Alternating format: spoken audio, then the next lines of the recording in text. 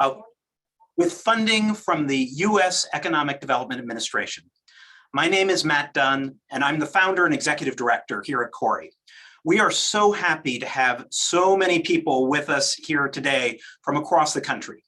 Our goal is to share with you an overview of what we've learned through a variety of research projects we conducted over the course of the past year, and offer insight into how technology is changing rural communities and how rural leaders are responding. We're going to provide you with a few folks to comment on the issues in front of us, but first we're going to hear from Eric Smith, Director of the Office of Innovation and Entrepreneurship at the EDA. And he's going to kick us off with some thoughts on how the EDA is looking at their investments in a changing economic landscape. We're then going to also hear from our Director of Research and Knowledge, Mark Rembert, who will be presenting an overview of this research that we've completed and the implication it has for rural economic development moving forward. For the second half of our time together, we'll be hosting a panel discussion with some of the extraordinary rural leaders in the digital economy, who we spoke to as part of our case study work. The panel will be moderated by Danny Douglas, CORI's Research and Policy Associate. As part of that panel, we're thrilled to have with us today Kathy Wyatt, Director of the Enterprise Center at Louisiana Tech University in Ruston, Louisiana, Stacy Nimmo, Executive Director of Red Wing Ignite in Red Wing, Minnesota, and Ela Kakade, Regional Economic Development Director at Wisconsin Economic Development Corporation, and the former director of Platteville Business Incubator in Platteville, Wisconsin. We're going to start off today with an introduction to CORI and some context on rural economies. We'll then dig into three of the major trends we took away from our research on automation, remote work, and the geography of innovation. We'll then turn it over to our panelists for a discussion on how they are navigating technological change in their own local communities, and then have an opportunity for Q&A. Now, this next slide is what we need to disclaim whenever we're doing this kind of work with the folks at the Economic Development Administration. And what it says is basically, we are being able to do this work and present these research results because of their funding, but it's our research. It's not meant to be taken as the conclusions or recommendations or anything else from the EDA itself. We are incredibly grateful for their support in allowing this kind of work to go forward so that we can understand more about how rural economies are adjusting in this time of technological advancement and harnessing it to be able to build their own economies. But again, this is the research and the work of the Center on Rural Innovation.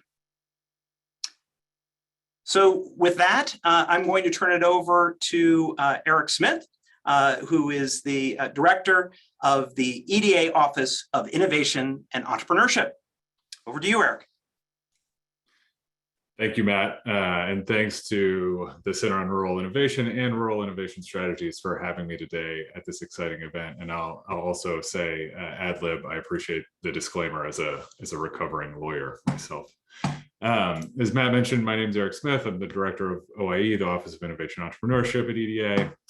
And over the last several years, through EDA's partnership with CORI and RISI, we've seen both the possibility of and the opportunity for innovation-based economies in rural America. Part of that directly, we've seen more rural economies applying for my office's build to scale venture and capital challenges. And we've seen innovative models for supporting scalable technology entrepreneurship in these smaller communities all across the country. Rural communities have people and resources that entrepreneurs can't find elsewhere. And while there's still plenty of work to do to increase connectivity, entrepreneurs can start scalable technology businesses from more places than ever before. And as investment accelerates in other technology domains like hard technology with physical presences, energy generation, biomanufacturing, many other domains that fuel our economic growth and competitiveness, rural communities are going to become home base to more and more technology entrepreneurs. So today, I'm excited to dive deeper into the economic trends and the data that can help seed and accelerate more transformative tech-based economic development in rural communities. These data aren't essential just for rural communities contemplating and implementing these strategies, but also for us as we design and implement the policies and programs that can support this work. We're a data-driven organization, and we use lots of flavors of data as inputs into our iterative program design. Trend analyses like these that we'll see today will help us shape our goals and can help identify the parts of our programs that could work differently to better serve our communities and regions. We also know that one-on-one interactions can surface different, unique issues that folks are facing. So I'll also caveat that with saying, please feel free to reach out and share your experience. We're not only looking at these aggregate data.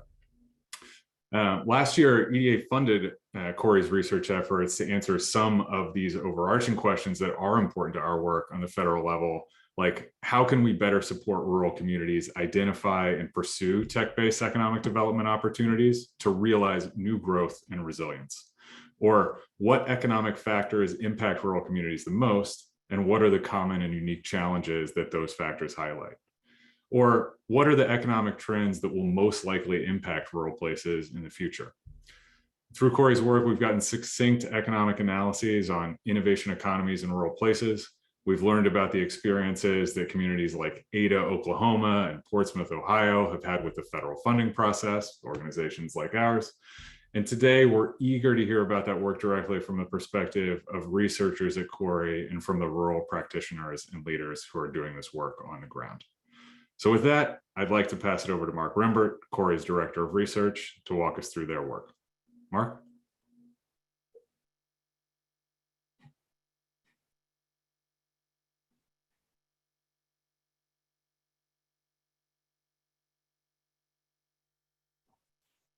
Thank you, Eric. And thank you to everybody for joining us today. I'm Mark Rembert. I'm the Director of Research and Knowledge at Corey. And before I get into the meat of the presentation, I'd like to offer a brief overview of our work at the Center on Rural Innovation and Rural Innovation Strategies. Our mission centers around advancing rural prosperity through digital economy ecosystems that support scalable entrepreneurship and tech job creation. Our work focuses on supporting the growth of tech employment in rural America through direct work with rural leaders and communities, research on the rural tech economy, and by shifting national narratives to focus on the incredible potential that we know exists across rural America. Since we'll be focusing on our research today, I'd like to briefly share an overview of our economic development work with communities.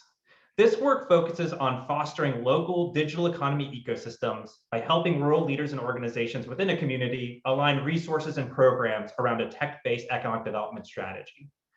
Our approach helps rural leaders surface overlooked assets, identify gaps, and leverage new resources to drive tech job creation. Specifically, we help leaders build strategies around 5 direct drivers: scalable tech entrepreneurship, access to capital, digital workforce development, access to digital jobs, and inclusive tech culture building. Our work is driven by increasing economic equity for rural people. The Great Recession exacerbated a growing opportunity gap between urban and rural economies. And at this moment in time, we are facing the largest rural opportunity gap in US history. As we look to the future, rural America faces both challenges and opportunities. And one of the most critical challenges that rural America faces has been the fact that it's largely been left out of the digital economy. Since 2005, the digital economy grew 3.5 times faster than the overall economy. Yet 96% of tech jobs created in the last 5 years have been created in metropolitan areas. At the same time, there are already signs that rural America is beginning to close the digital divide, and with it, the opportunity gap. Between 2014 and 2019, tech jobs were the 3rd fastest growing occupation in rural America. And in 2019, more than 18,000 people graduated from a rural post-secondary institution with a degree or certificate in a tech-related field. And although rural regions represent at least 13% of the workforce, only 5% of tech employment is located in rural counties. This growing geographic inequality has significant consequences for rural places as tax bases shrink and young people move to urban areas in search of aspirational jobs.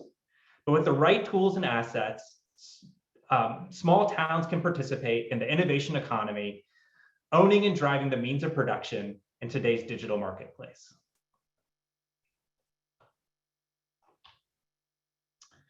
The research that we're presenting today explores future-focused strategies for rural economic development that seize the opportunities presented by technology.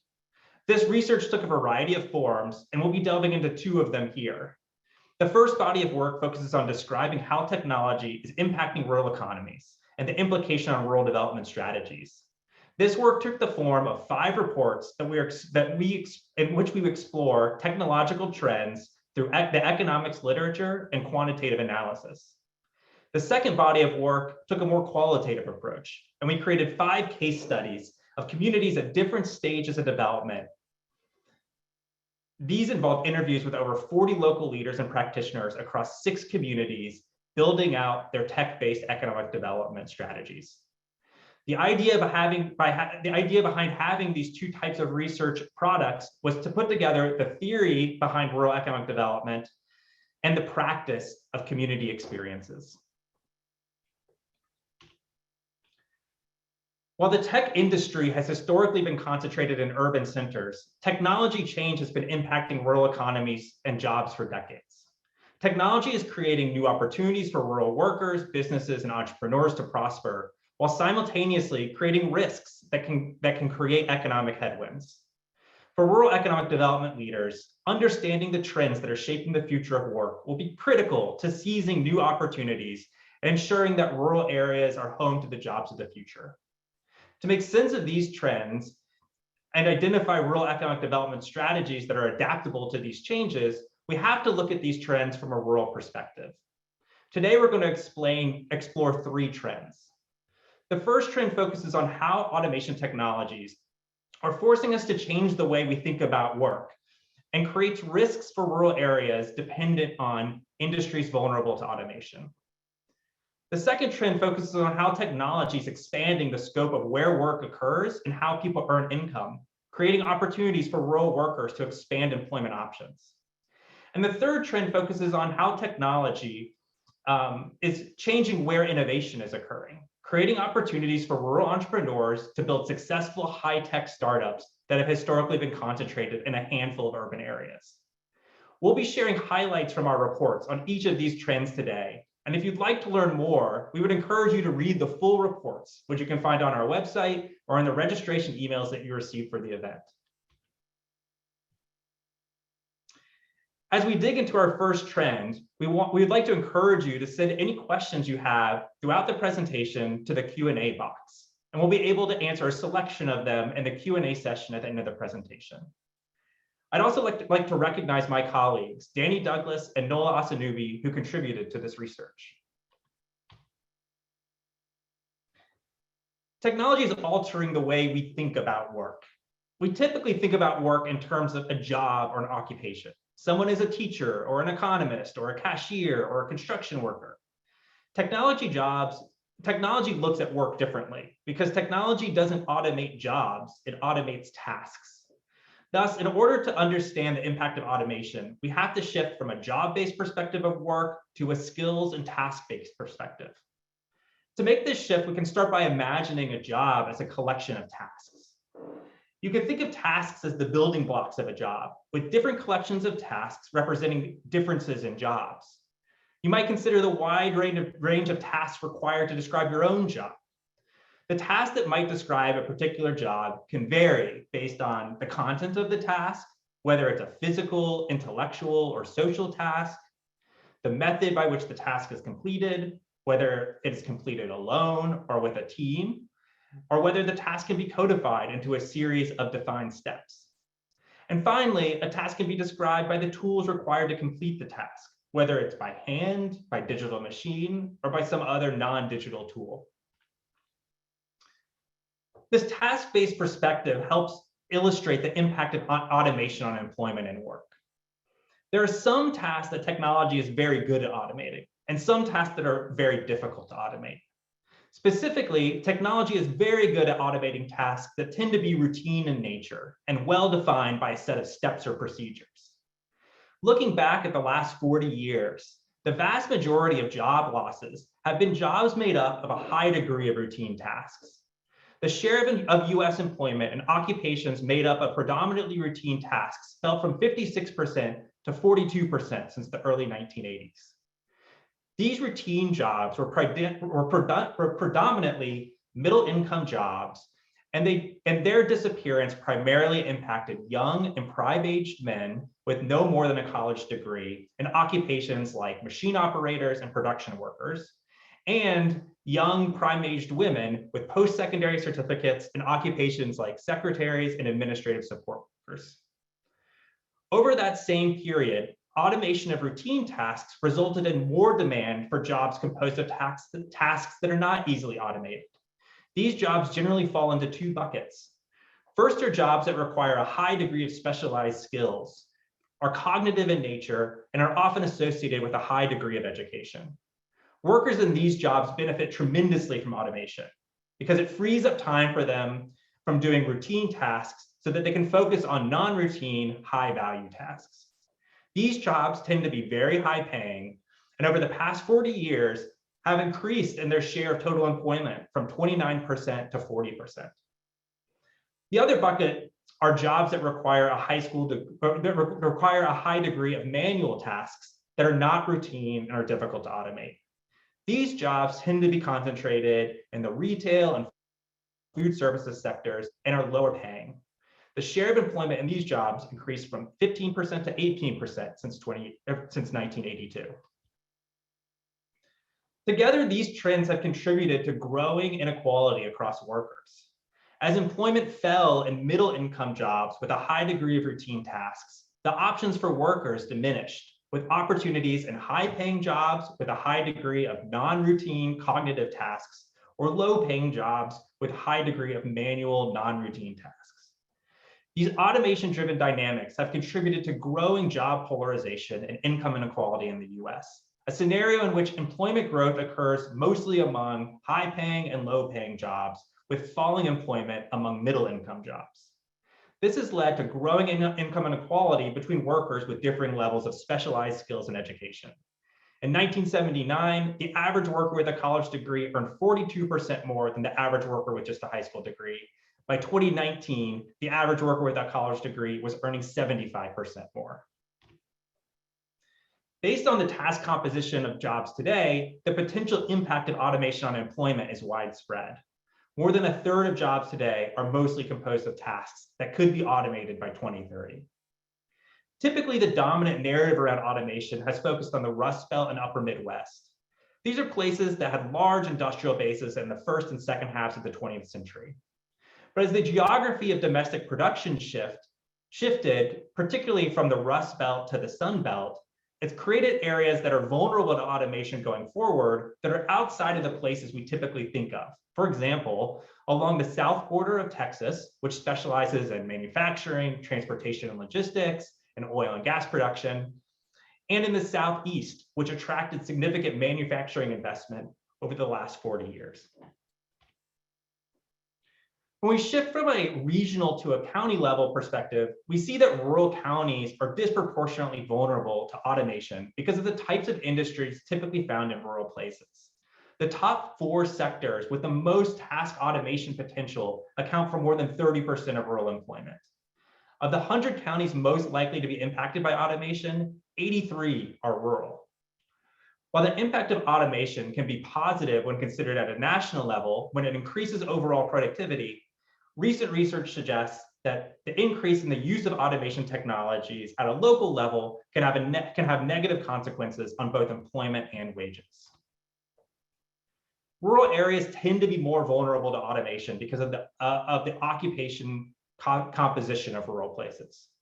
43% of total employment in rural America is in 6 occupations for which over 50% of tasks are likely to be impacted by automation by 2030. These 6 categories are food preparation, production, farming, transportation, office and administration support, and construction. For comparison, these occupations account for just 34% of employment in metropolitan areas.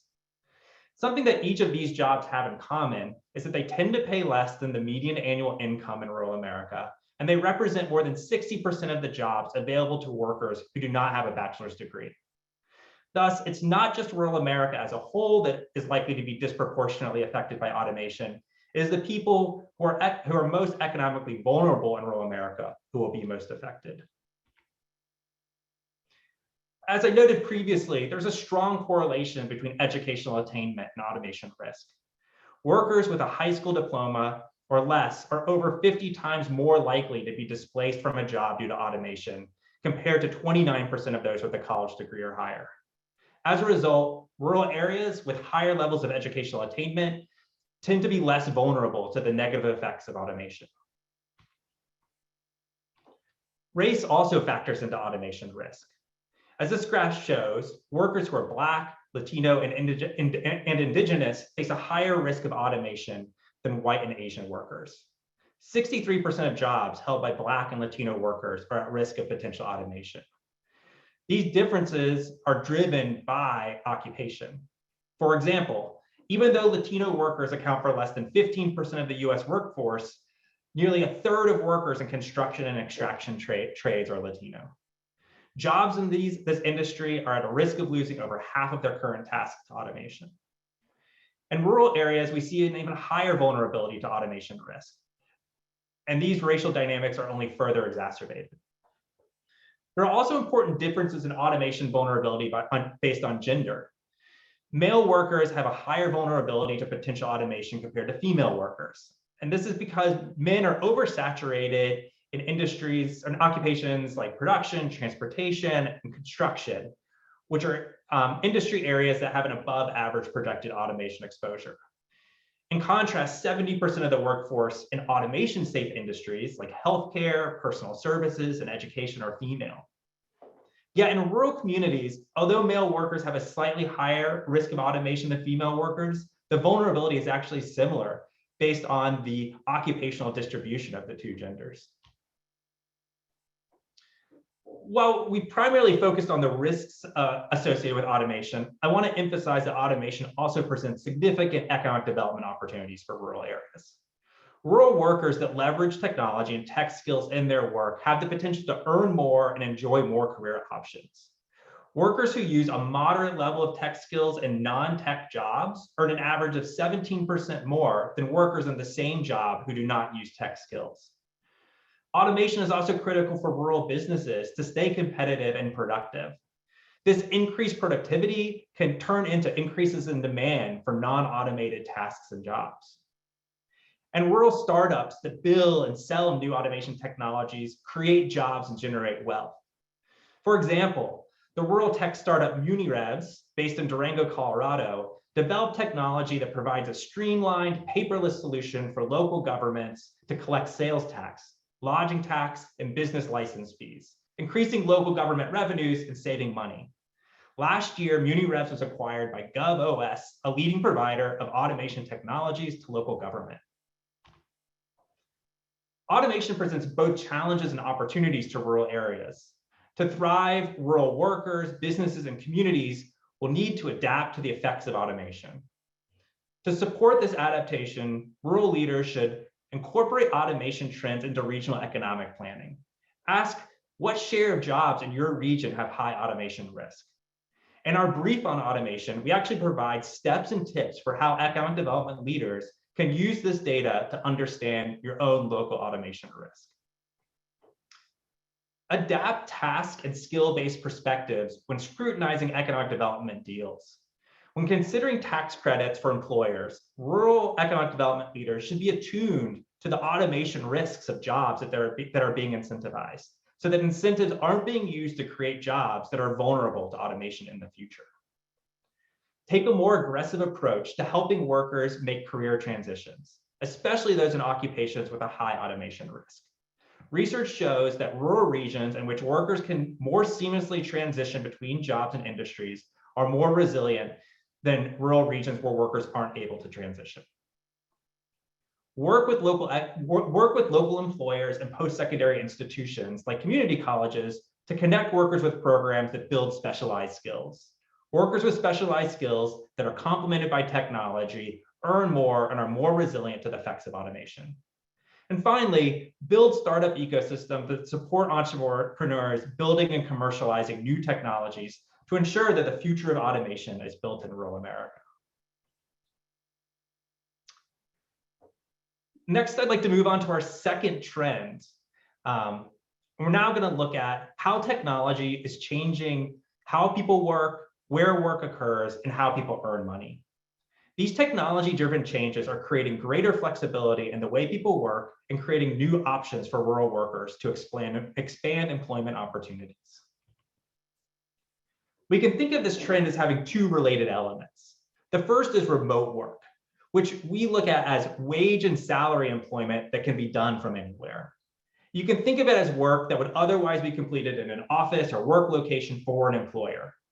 Remote work expands where wage and salary work occurs and breaks the historic requirement that workers be located near their employer. It could include working at home, a co-working space, or even a van as a digital nomad. The second element is the gig economy. Gig work refers to self-employment or freelance contract work that is facilitated by a technology platform. You might think of examples like Uber or Upwork or Etsy. Gig economy work can either serve customers in a local market or at a distance, and thus share some commonalities with remote work. Interest in both remote work and gig work reflect a growing preference for greater work flexibility among US workers. In a recent survey of 10,000 workers, 95% reported that they would like more flexible hours, and 78% reported that they would like more location flexibility. We can't talk about remote work without talking about the pandemic, but the sudden emergence of remote work was not a singular event. It was actually the continuation of a long trend in which the share of remote workers was increasing. This trend has been driven by both shifts in the economy to more service and knowledge-based industries and by the emergence of communication technologies.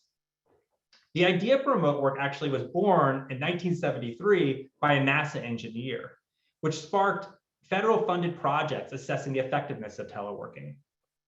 In the 1980s and 1990s, distributed work, where employees are split up between offices and locations, became very popular.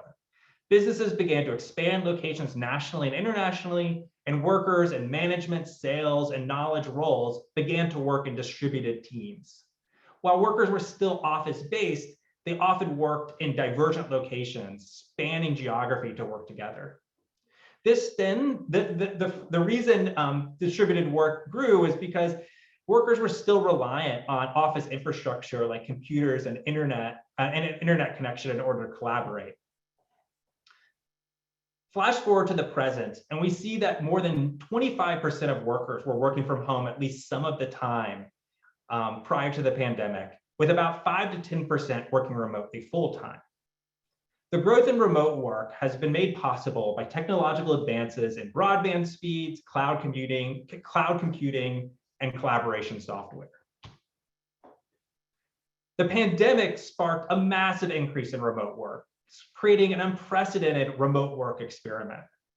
During the first peak of the pandemic in May 2020, an estimated 42% of the employed population in the US worked from home, with more than 35% of workers working from home specifically due to the pandemic. The ability to work from home is closely related to certain occupations. Most people who worked from home were concentrated in management and professional jobs. These occupations accounted for nearly 3/4 of all remote workers in May 2020, with the greatest increase in remote work occurring in professional and office-related jobs.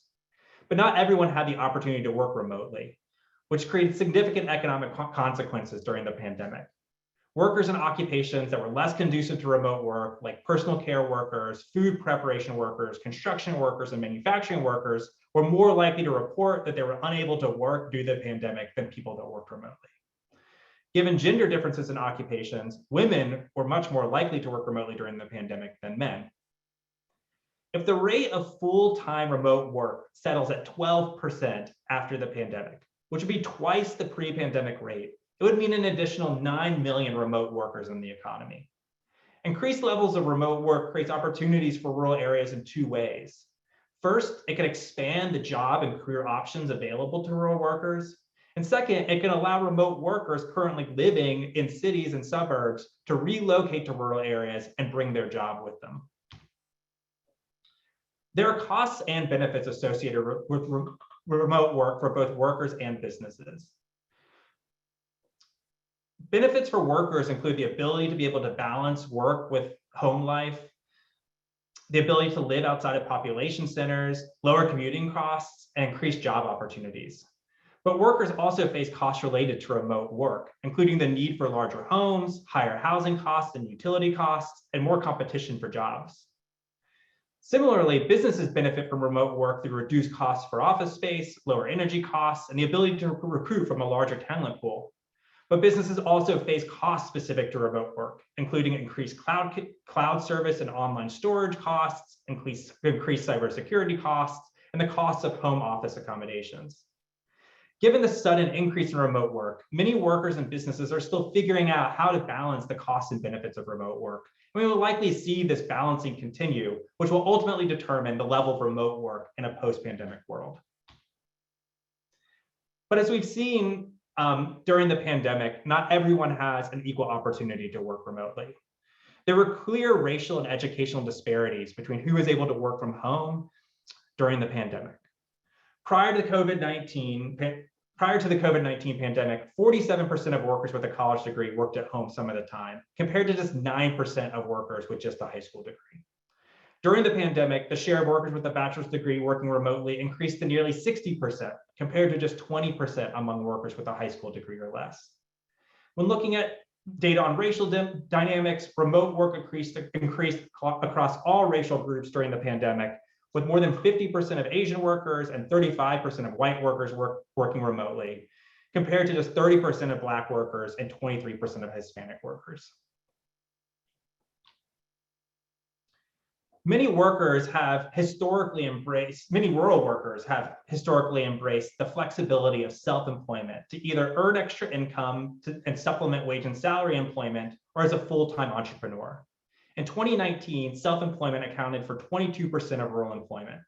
Since 2000, self-employment in rural America grew by more than 30%, compared to just a 1% increase in wage and salary employment. Since the start of the pandemic, self-employment has been more resilient than wage and salary employment in rural America. In the last 2 decades, technology platforms have emerged to connect self-employed workers with potential customers. Technology platforms are designed to make it easier for buyers and sellers to connect, standardizing tasks with set prices, and facilitating transactions and settling disputes. These advancements have encouraged increased participation in self-employment, lowering the risk of getting started and potentially expanding opportunities. Self-employment facilitated by technology platforms have led to the growth of the gig economy. Although data on the gig economy is not comprehensive, Upwork estimated that as many as 36% of workers engaged in freelance work in 2020. The limited data availability also suggests that rural residents are highly engaged in gig economy work. One case that exemplifies rural participation in the gig economy is the e-commerce platform Etsy. The platform has grown rapidly from just over 1 million sellers in 2013 to more than 4.4 million in 2020, of which more than 75% combine their income on Etsy with other sources of income. This growth has been disproportionately driven by rural areas. In 2013, there were 150,000 rural sellers on the platform, accounting for 15% of all sellers. By 2020, there were more than 600,000 rural sellers, accounting for 24% of all sellers, exceeding the share of the population living in rural areas. Etsy demonstrates how tech-based platforms can reach rural users and speaks to the need for better data to understand the underlying dynamics of the gig economy in rural America. But research shows that when rural workers engage in gig economy platforms, they engage with more intensity than their urban counterparts, working more and earning more. Gig work also offers several unique benefits to workers, such as the ability to earn extra income, flexibility in both hours and location, and the ability to leverage personal assets to make an income. The benefits help to explain the growing levels of self-employment over time. At the same time, there are costs unique to the gig economy work, which both workers and economic development leaders should be aware of. Some of these costs apply to all gig workers, such as costs associated with setting up an LLC, more complex taxes, and fewer labor law protections. While most gig workers work to supplement their income, full-time gig workers that do not receive employer-sponsored benefits through a spouse face particular risks, such as not receiving employer-subsidized health insurance or retirement, less predictable working hours, and no paid time off. Remote work in the gig economy in rural places are expanding. In fact, they are already present in many rural communities, especially self-employment, which already accounts for a large share of rural employment. Yet both of these flexible work options are typically overlooked in traditional economic development planning. So to take advantage of these trends, rural leaders need to build broadband infrastructure. Both remote work and gig work are only made possible by high-speed broadband access. Without access, rural workers will be cut off from these opportunities. Focus workforce development efforts on skills aligned with remote work and gig economy professions. Remote work is conducive to certain types of work, particularly tech, professional services, management, and office support work. If your region is interested in growing remote work, it's critical to provide training relevant to these professions. Incorporate housing into economic development strategy. If your region is interested in attracting more remote workers, plan ahead to make sure that you will have the housing stock required to support an increase in population.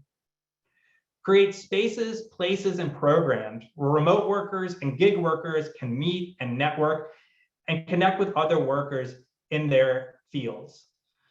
All workers, remote workers and gig workers alike, need networks and relationships with colleagues to thrive. Invest in quality of life assets that aim to attract and retain high-skilled workers who can work remotely. Incorporate remote work and gig work into your economic development planning, and build training ecosystems that connect workers with training they need to take advantage of growing opportunities. Finally, we're going to move on to our final trend of the day. And this trend explores how technology is expanding where innovation occurs, with growing examples of high-tech startups finding success in unconventional areas like rural communities. This creates new opportunities for rural America to create jobs and prosperity through innovation. This graph may look familiar. At the beginning of the presentation, I showed a very similar graph and talked about the divergence in employment between rural areas and the rest of the country since the Great Recession. This graph focuses on employment trends among the innovation economy, specifically made up of high-tech firms that invest significant resources in research and development and employ a large share of workers in STEM fields. The reason that the two graphs look so similar is because there's a strong connection between the innovation economy and overall employment growth. Innovation is critical to economic growth, driving the creation of new products and services. While innovation occurs in both old and new businesses, innovation is often driven by high-growth startups that are responsible for creating new employment and wealth. It's estimated that for every high-tech job that is created, 3 to 5 additional jobs are created in the economy. If we look at the geography of innovation jobs today, we find that they are highly clustered in a relatively small number of large cities. From 2005 to 2020, 5 metro areas accounted for over 90% of the nation's innovation sector growth. Between 2007 and 2019, those 5 innovation centers accounted for 1 in every 10 net new jobs created in the US. While innovation can create benefits in terms of employment, while innovation can create widespread benefits for people and society, the economic benefits in terms of employment and wealth creation have largely been concentrated in a few areas of the country, contributing to growing geographic inequality. This clustering of innovation jobs was driven by the dynamics of agglomeration. Agglomeration is an economic term to describe the benefits that workers and businesses experience when they locate in close proximity to each other. There are 4 main drivers that have led to this agglomeration of innovation jobs in a few major cities. The first is knowledge spillovers.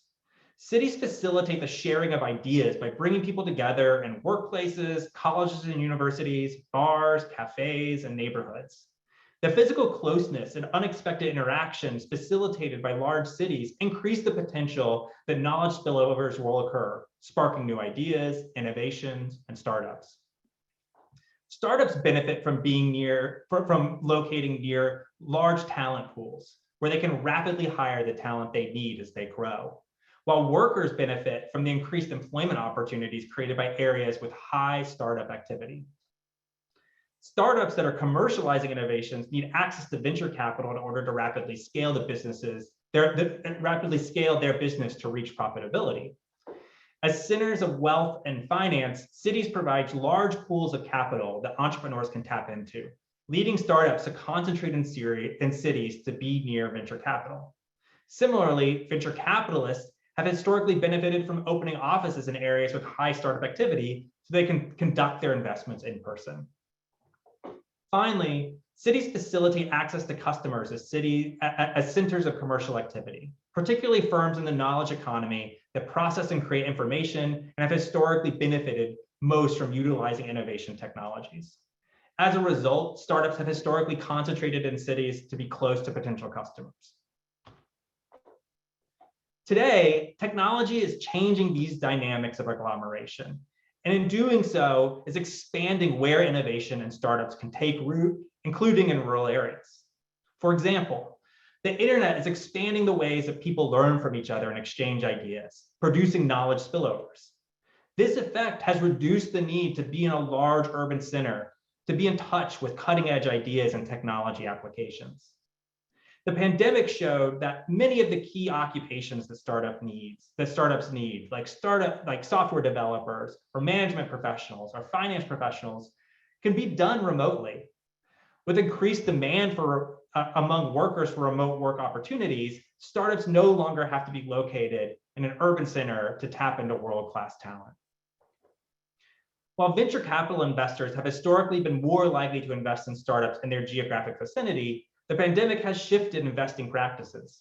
A survey of 100 venture capital firms in May 2021 found that 97% reported completing investments in which pitches and due diligence were done remotely, as compared to just 40% a year earlier. These new practices have allowed venture capitalists to expand their geographic reach, creating more opportunities for startups outside traditional innovation centers to get the capital they need. And finally, professional networking and customer relations platforms like LinkedIn, HubSpot, and Salesforce make finding and connecting with customers far easier from geographically disparate locations. These shifts are creating new opportunities to tap into innovation potential in rural areas. It is estimated that there are more than 500 rural counties that have high innovation potential based on the mix of businesses in the area and the ways in which those businesses interact to create the conditions for innovation to emerge. In addition, data on household innovation shows that there is a lot of innovation taking place under the radar. In 2017, 16 million US household innovators invested more than $47 billion in household R&D activities. To put that in perspective, that is half of what all producers in the US spend on R&D developing new products in a year. Rural America does not suffer from a lack of ideas or potential innovators, but many of these great ideas never become job-producing startups because potential entrepreneurs outside of a few innovation centers haven't had access to the programs and resources they needed. Just 9% of household innovations are secured by intellectual property protections, and few of these innovations are ever commercialized. But that doesn't mean that household innovations don't have commercialization potential. Case studies of the banking industry found that 50% of the most important innovations in mobile banking originated from household innovators. The potential for innovation in rural America is being recognized. Between 2017 and 2021, venture capital in rural areas grew from 3.2 billion to 42.5 billion, which is an increase from 0.5% to 2.5% of total venture capital invested across the US. Because this increase is happening year over year, we see that investment in rural areas is paying off and fostering even more investment. Innovation has been highly concentrated in a few areas of the country for the last 40 years, but advances in technology and the way people work is shifting this dynamic, opening up the opportunity to unleash the innovation potential of people and communities across the country.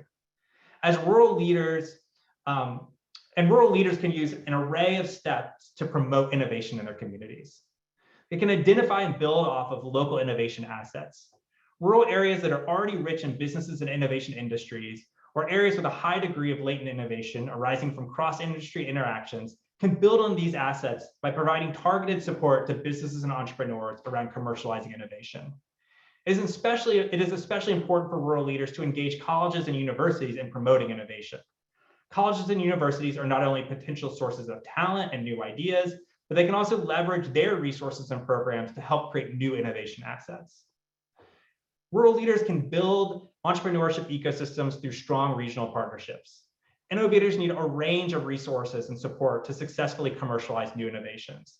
Incubators and accelerator programs, angel investors, venture capital, talent, and mentorship, just to name a few. It is unlikely that a single entity in a rural area can provide all these services on their own. Instead, an ecosystem approach, which describes a network of organizations aligned around supporting innovation by contributing resources and services, is required to meet the needs of innovators and entrepreneurs. Rural areas can support innovation by developing an innovation hub to serve as a focal point for an entrepreneurship ecosystem.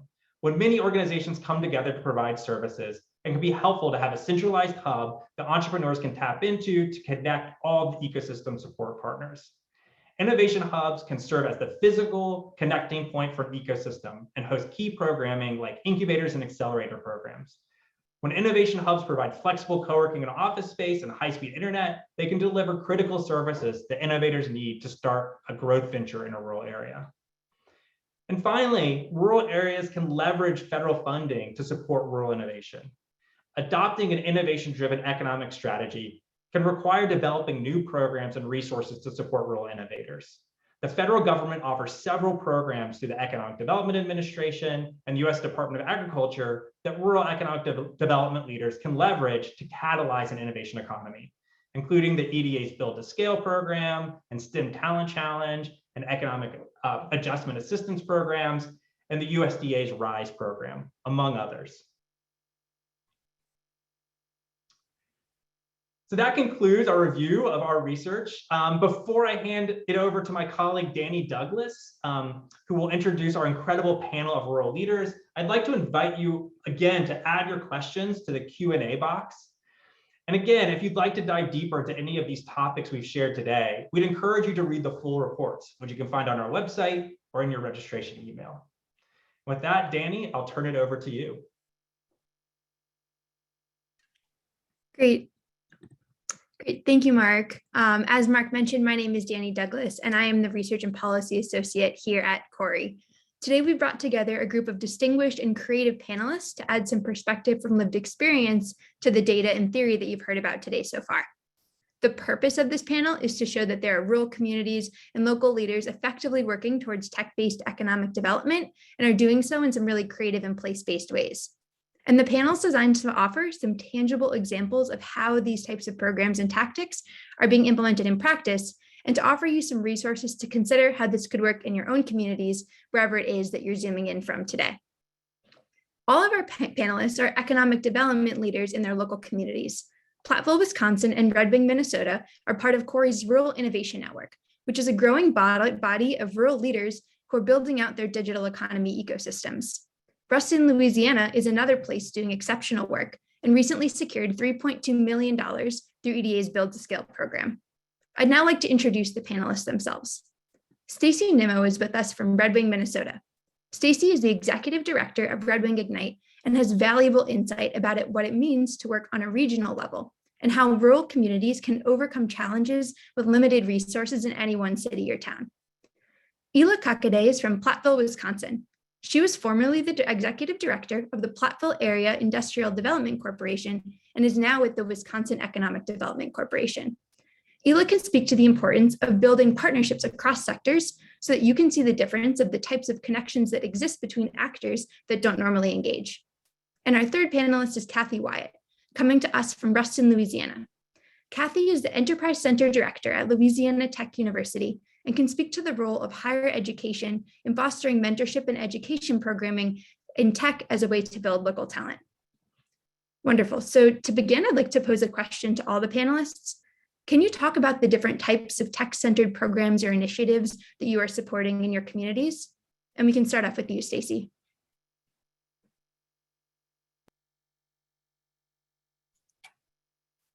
All right, thanks so much, Danny.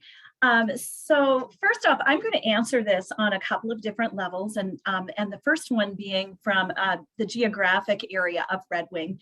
So we're an innovation center in Southeast Minnesota, and with gigabit connectivity, we offer a co-working space, a meeting space in partnership with the city, a maker space in partnership with our local technical college.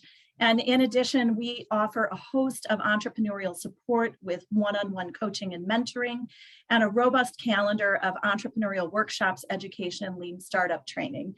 But and then at the end of the month, we're going to be hosting our 7th annual regional pitch event, the Ignite Cup, and the winner will qualify as an automatic semifinalist for the University of Minnesota Min Cup. We also partner with local school districts and advanced manufacturing partners to provide worksite learning experiences for students.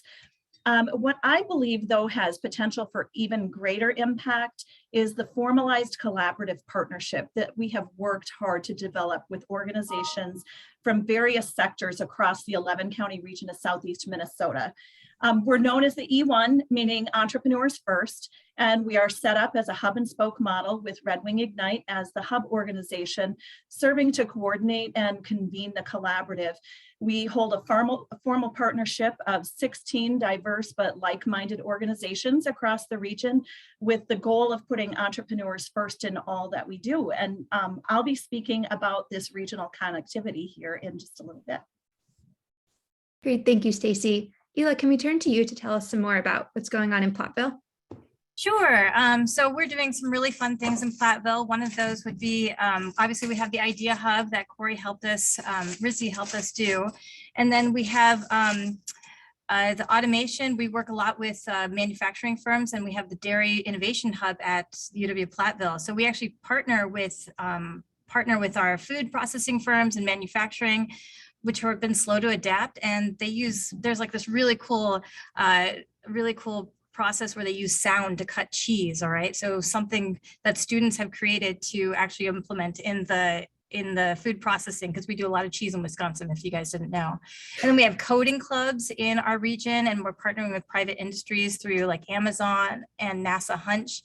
And then we just really try to support our local and small businesses, like with, we have Clopas, and if you guys are familiar with Brian Jocks' Redwall, they do a lot of animation. And so we've tried to talk with them about how do we gamify everyday life. So like gamifying everyday activities, anywhere from working with HR folks to onboarding new employees, and how do we turn that into a game, or talking with our tourists about tourism with Pokemon Go. Pokemon Go is just so great. So how can we take like our mining museums or even just our loops so you can do an online engagement for that. And then lastly has been with regional food systems with food aggregation hubs, where we can actually create apps to show in real time where the availability of some types of commodities are. And so we can aggregate that for our food pantries and for our CAP agencies, our community action programs that fight poverty. So we're trying to engage our entrepreneurs in everyday life and add technology to that particular space. Thank you, Ela. There's so much going on, and I'm really looking forward to digging in a bit more. Kathy, can you tell us what's going on in Ruston, Louisiana? Certainly. I'm honored to be included in today's discussion and really appreciate Corey hosting this event, because prior to Danny contacting me, our engagement had been primarily with the Economic Development Administration. And so I'm so happy to be learning about all the things that these other entities across the nation are doing. And I'm also kind of humbled and pleased to be sharing with folks who I know are actively engaged every day, just like we are in some of the lesser known places across the country that are still pretty significant and exciting when you get to know about them. So much like you, I am part of a very dedicated, enduring, and outward reaching organization that consists of a lot of people, activities, events, and spaces that are all centered around and operating from Louisiana Tech University, which is located in Ruston, the sort of central northern part of our state.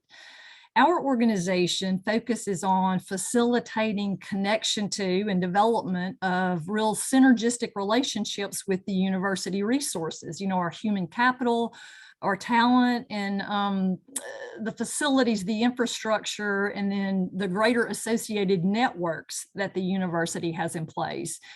And we do all this to help our partner companies and other innovators try and, amplify their existing capabilities, help them to identify new opportunities, and to continue delivering excellence through mutually beneficial collaboration with the university. I mean, all that really means is that our staff enjoys the privilege of being tasked with helping entrepreneurs and innovators recognize, connect with, and leverage university resources in support of economic development and growth throughout the region. And we do that in 5 primary ways at the current time.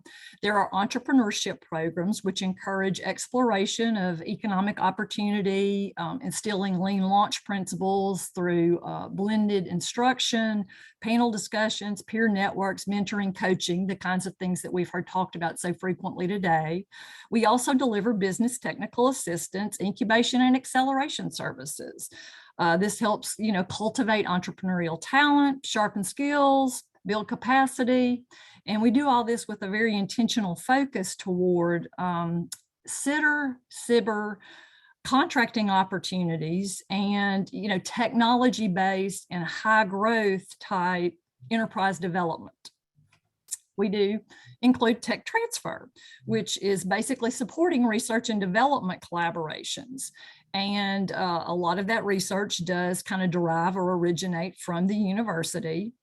And we have become very intentional about making sure that that research, which we are pushing toward commercialization, takes the time to identify good corporate or business partnerships before kind of launching and moving forward. And we engage a lot with commercial business partners. And we accomplish all of this through a really extensive network of community an extensive amount of community engagement and networking. This attracts and connects a very diverse mix of entrepreneurs and innovators. And we connect these individuals with experienced executives, community and business leaders, investors, other key stakeholders. And we do this through some of the things others have mentioned: competitions, showcase events, demonstration days, colliders, and other gatherings that help kind of stimulate activity and interest and help raise awareness. And I guess a differentiating factor, or probably something that happens in all the other locations too, is that we try to emphasize action and progress at these events so that our companies are all continuing to move toward and growing toward production of business revenue. And all this is kind of housed within an enterprise campus, which is a commercial office space that hosts a select group of business partners and tenants who've all come together and are developing very specific business models that incorporate key strategies that not only produce benefits for their company, but for the campus and the students and the community at large. And we're just, happy to be doing all of this in a great location that's primarily, I'd say, serene and safe, and that, like many of you, features the ease and convenience of a 5 to 10 minute commute versus what some of our competitors might face in more, populous areas. And we're happy to do all this in a place where we get to know a good portion of the entire population, including the university president and the city mayor, both of whom are dedicated and committed to the community, courteous enough to open the door for a stranger, and also willing to stop and chat with anyone, no matter how busy their agenda for the day. So that's what we Great. are and what we do. Yeah, and Kathy, sticking to your position in higher education, can you talk about what you see as the role of effective tech training and education programs for a rural community? Well, as has been pretty clearly demonstrated by the slides in the presentation that we just witnessed, tech-centered business growth is very much rooted in knowledge, scientific research, discovery, curiosity, creative thinking, and problem solving. Certainly, all universities, colleges, community colleges, and other institutions of higher learning have a mission that is centered and focused around attracting bright students, delivering effective and informative educational content to those individuals, equipping them with tools, developing skills, helping to cultivate that curiosity, and introducing a variety of, opportunities to them, and doing all this through a very, diverse, inclusive, welcoming climate that helps excite a desire for learning that hopefully lasts not only through their college years, but sustains them through life. And our university is, frequently acknowledged by national organizations of doing this very well, and doing this and delivering it at a very affordable price, or with a very low amount of student debt.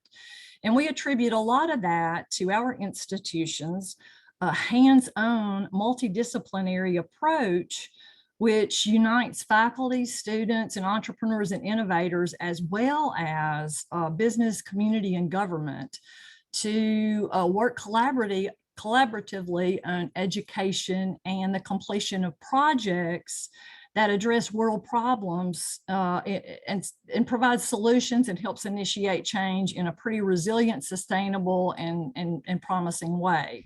Now, our innovation enterprise basically serves as a connector and a catalyst for this interaction and exploration of, economic opportunity. And we hope that this economic opportunity will become a significant and a sustained collaboration between our campus and commerce in general. You could say that a lot of what we do is basically function as sort of a gateway, a convenient gateway, often serving as kind of like an interpreter or a translator between the business world and the academic world, helping to eliminate jargon that we all are pretty guilty of utilizing sometimes, and helping to try and to help processes and procedures flow, to sort of serve as an expediter or a facilitator of making things happen, being, an intermediary between and alongside a community of very bright-minded, deep thinkers, and those kind of action-oriented, results-driven executives who might come to a campus environment eager to get involved with impassioned, eager, and yet inexperienced young entrepreneurs. So we try and be an intermediary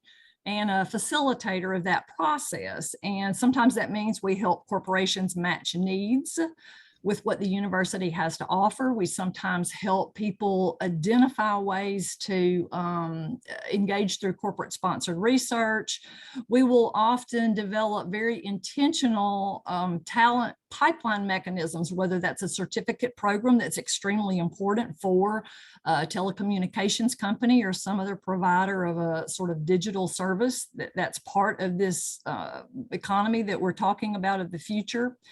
And, one of the things we know is that we may not, as we're located in a rural community, be one of the largest or the most prestigious institutions that a business might ever encounter, but we're very often told that we are indeed one of the most accommodating and easy to work with that we will find.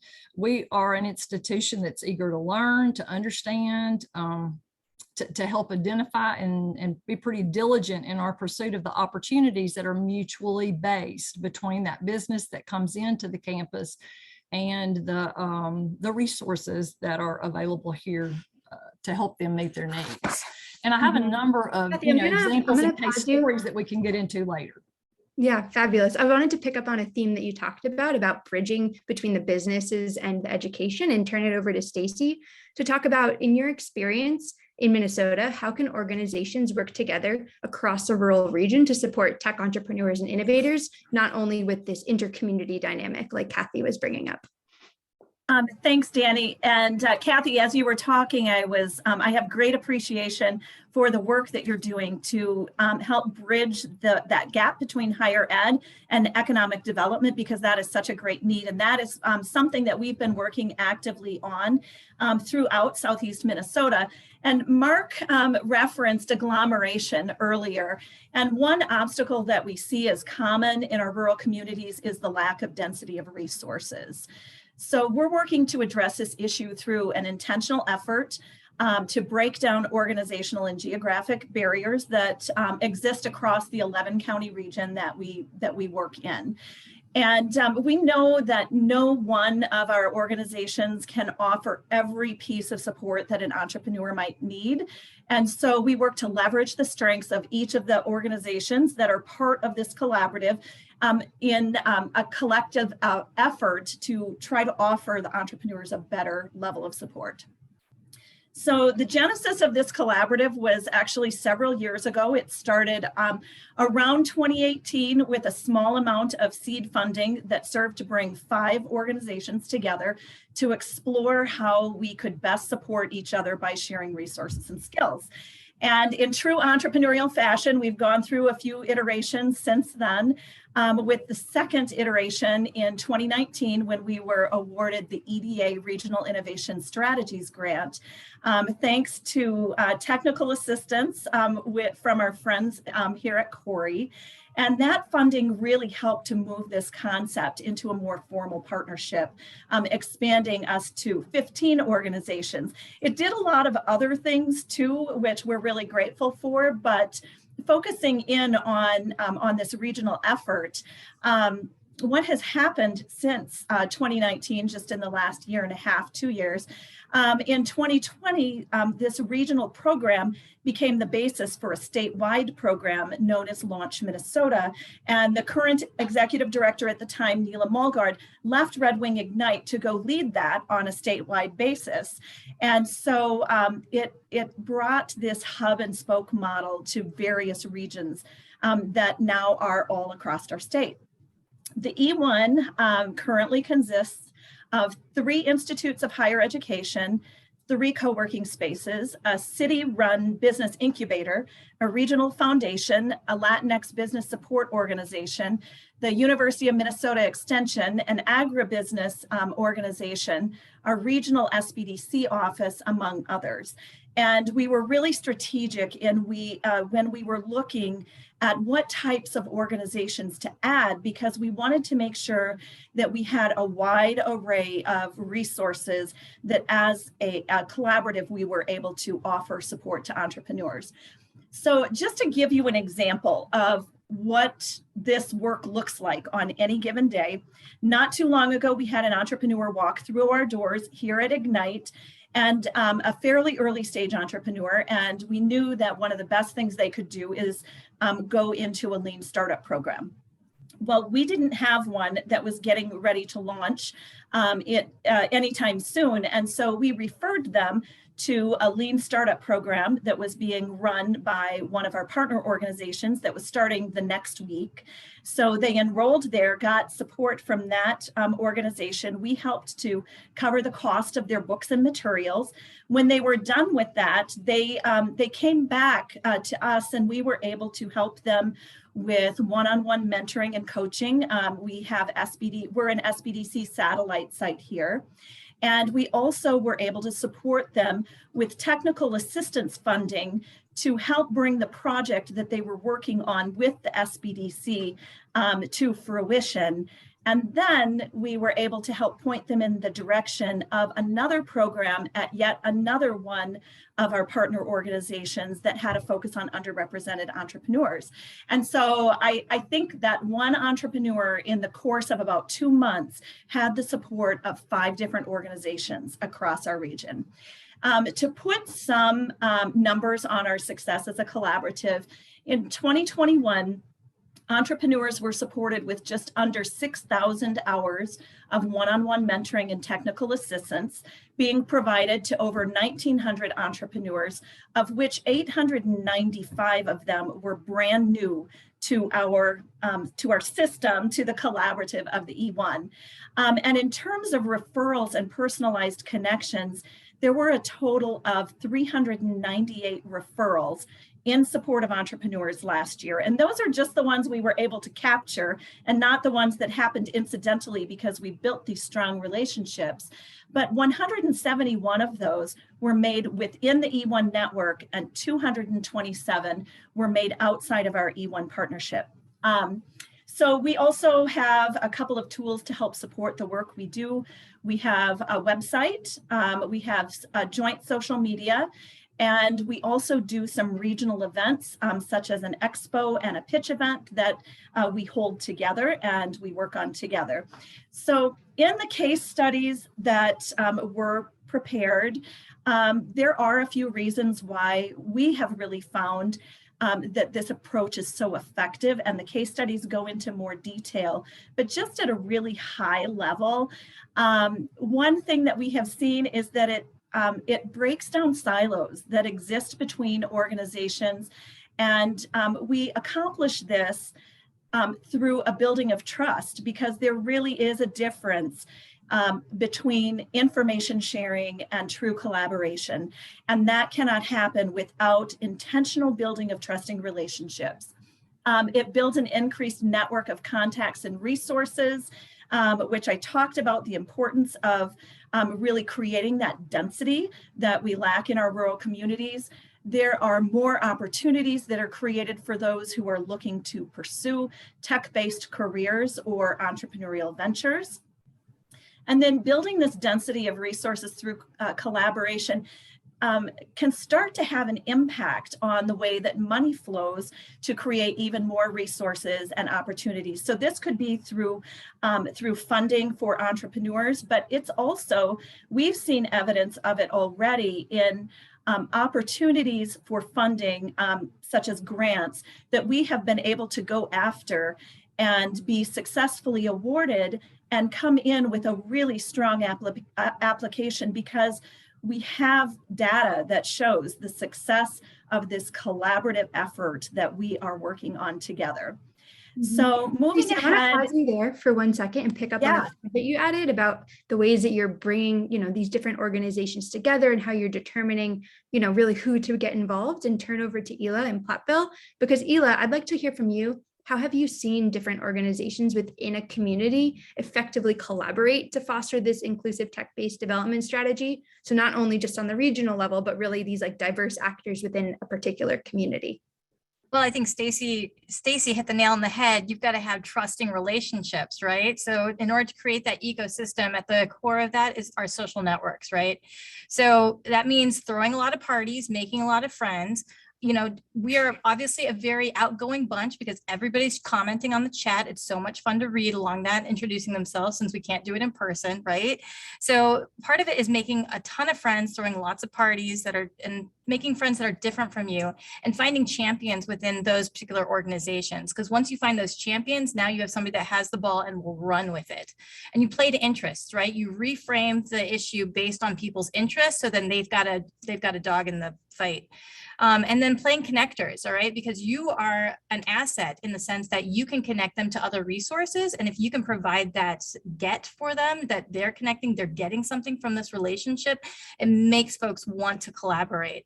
And then lastly, I play mentor. It's like, are you my mommy? I go, are you my mentor? Would you be my mentor? And playing that game with people, and it's not a game, right? But it's like, I honestly want to get to know your passions and get to know your interests. And I think all of us have that capability, because we probably are all connectors. And by getting connected with mentors, we connect them with other people, and it just sort of builds out our friend circles, because we can all be friends. So that's the social networks is a real starting point to it. So that's one part of the ecosystem. I think the second part of the ecosystem is, that educational component. So I don't know about you, but we got workforce shortage out in Southwest Wisconsin. I'm pretty sure all of you have got some workforce shortage issues. And, automation Automation we've actually really embraced because we work with our businesses, and what our businesses may get automation, but they're also interested in applying for fast forward grants or WIOA dollars to work with their employees and get them that short-term training, which is like the gateway drug, I think, to more education. So if you can have hands-on technical training, that makes them more excited to learn a little bit more about like coding around sensors, all right, around cheese cutting, all right.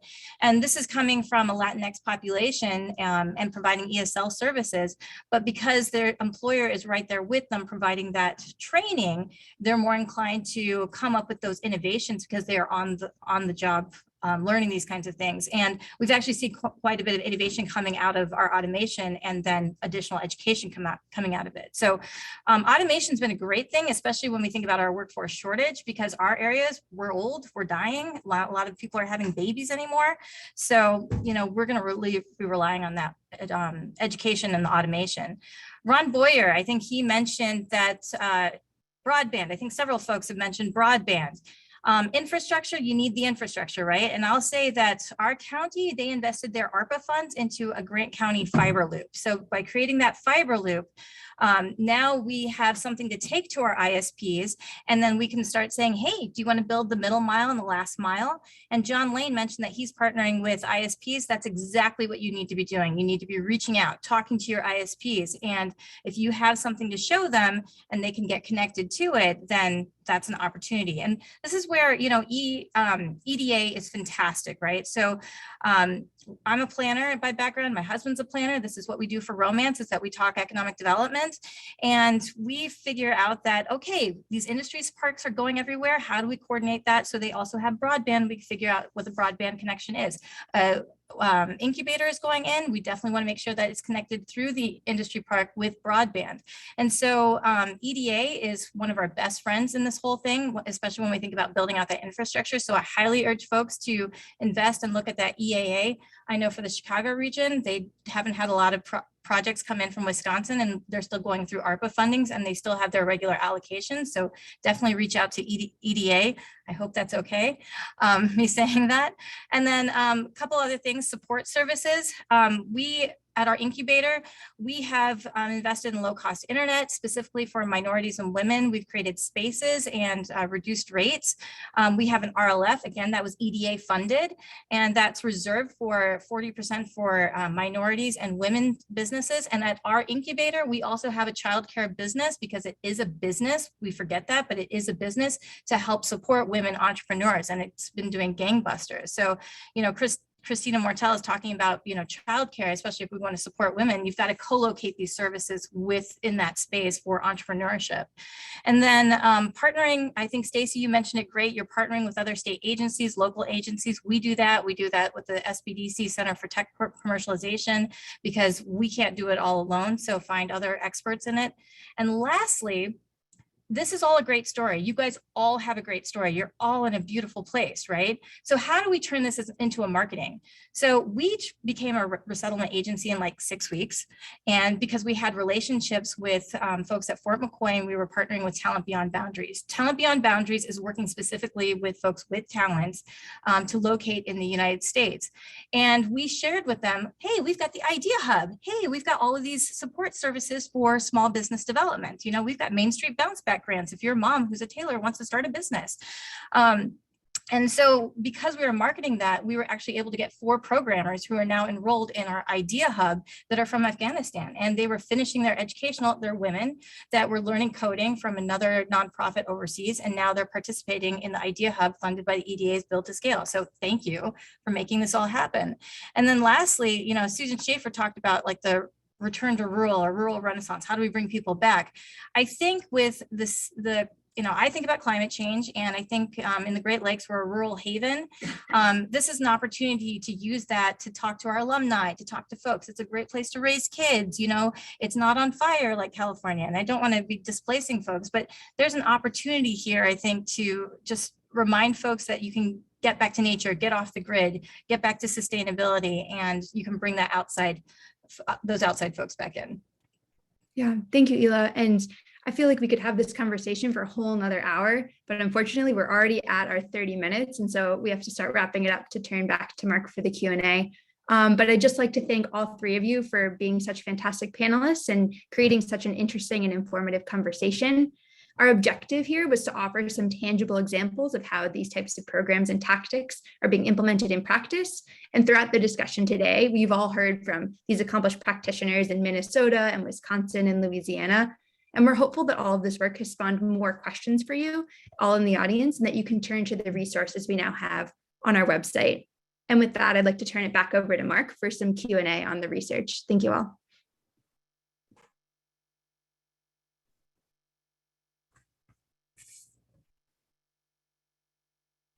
Thanks, everybody. Thank you, Danny. I was just going through the questions. We've received so many great questions and looking forward to going through some of them with you. Unfortunately, we're not going to be able to cover everything, but I wanted to touch on a few with the few minutes that we have remaining. So first, there were several questions about how we define rural, and this is a question that we get all the time. It's a very difficult question. I'm sure everybody who's in a rural place, does rural work, has experienced the challenges of defining rural America. And so for the purposes of this research, we define rural based on counties that were defined as non-metropolitan areas. And that is not the best way of defining rural America. And we recognize that there are places that are what we often say rural in character, but don't necessarily meet the standard metro definition and our non-metro definition. So, we're sorry if like in the maps we showed your area didn't show up as rural and you feel like it is, and we appreciate that like it is rural to you, and probably based on another definition it would also show up as rural, but in defining it for this research, that's how we did it. And actually we're going to be releasing some really cool work later this spring on the complexities of defining rural America. So if you're interested in that, it'll probably be coming out in the next few months. Sign up for our email newsletter and you'll get a very deep dive into all the rural definitions and the complexities of defining rural America. Another quick question that I wanted to address was somebody asked, I talked several times about tech jobs being the third fastest occupation in rural America. And someone asked, well, what are the first and second? The first, and this is over the past, between 2014 and 2019, so over the sort of most recent 5-year span for which we have data, the fastest growing occupation were healthcare support occupations. The second fastest occupations were life, physical, and social science occupations. And then the third fastest are computer and math occupations, which we typically refer to as tech jobs. We had another question, which I thought was really interesting, asking about how do we expand opportunities for growing remote investment as access to capital is a stumbling block in our rural community. So, I think what we see in practice, and this is, one of the things that I love about Corey and the work that we do is that we are an organization that combines, I think, the best thinking and research from a sort of macro level about what's happening in rural America, what we've shared today. But we also do work with rural communities that are actually building digital tech economies like the ones you heard from in the panel. And so we get to see what people are trying and what seems to work. And I think a lot of rural communities struggle with this question about bringing, especially risk capital. So venture capital, the kind of capital that startups need, which is different than, the capital that startups get from banks or other sources or other types of businesses need, like loans. Sorry, I'm going to try to quiet my notifications. Sorry about that, if you're hearing those. But what we've seen happen is that it sort of first begins with engaging high net worth individuals as angel investors. So there are people in your community today that might qualify for what's often referred to as a qualified investor. They have to meet certain criteria in terms of their wealth and income that makes them eligible to make high risk investments. There are some in your community that have probably not considered the fact that they could be investing in the high growth startups that your ecosystem is potentially creating. So first is to start by engaging them and bring them into the conversation. And then second is to sort of expand out. So first look at your broader region. You might look at nearby metropolitan areas and find out who are the venture capitalists there that are investing in startups. And then engage them, let them know about the work that you're doing, talk, if possible, introduce them to some of the startups in your area and sort of build out from there.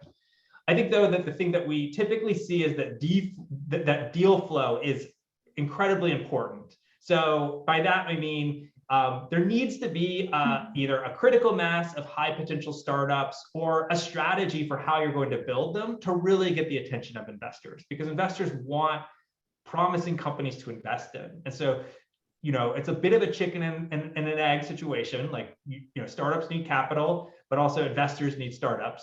But to really focus on that and recognize that it may take time to build that critical mass before you really get investors interested in what startups in your community are doing. And the next question is, can you speak about bringing talent back to your rural community after being in the big city or attending university? And this is a great question because I think it really gets to a key point. And when we work with rural communities that are interested in attracting remote workers, we really emphasize that the best place to start are to focus on people who already have a connection to your community. So that could be people from your community that moved away, alumni from local colleges and universities, or even tourists. Like if you're a tourist destination, think about how you engage people who love coming to your community as a tourist, who may be interested in moving there as a remote worker. And a really fantastic example of this comes from Marquette, Michigan. They're a member of our Rural Innovation Network. And during the pandemic, a collaboration formed that included economic development organizations, the Tourism Bureau, and Northern Michigan University that focused on developing a marketing campaign aimed at attracting remote workers. And the campaign is called Make It Marquette. You can look it up. I encourage you. They have an amazing video that they made for the campaign. But one of the really cool things that they did, which we really appreciate, is that when they launched the campaign, the university helped to actually target alumni to encourage them to come back to the community. And it's a community that they love and to bring their jobs with them. So that's a great example of, I think, how higher ed can play a really interesting role in helping to attract remote workers to rural places. One last question, and this is about what is the strategy for addressing barriers to rural communities and accessing federal grants and loans? And, as an organization that provides technical assistance to rural communities that are applying for these funds, we really appreciate these challenges. We've seen almost all of them firsthand as the communities that we worked with have tried to apply for these programs.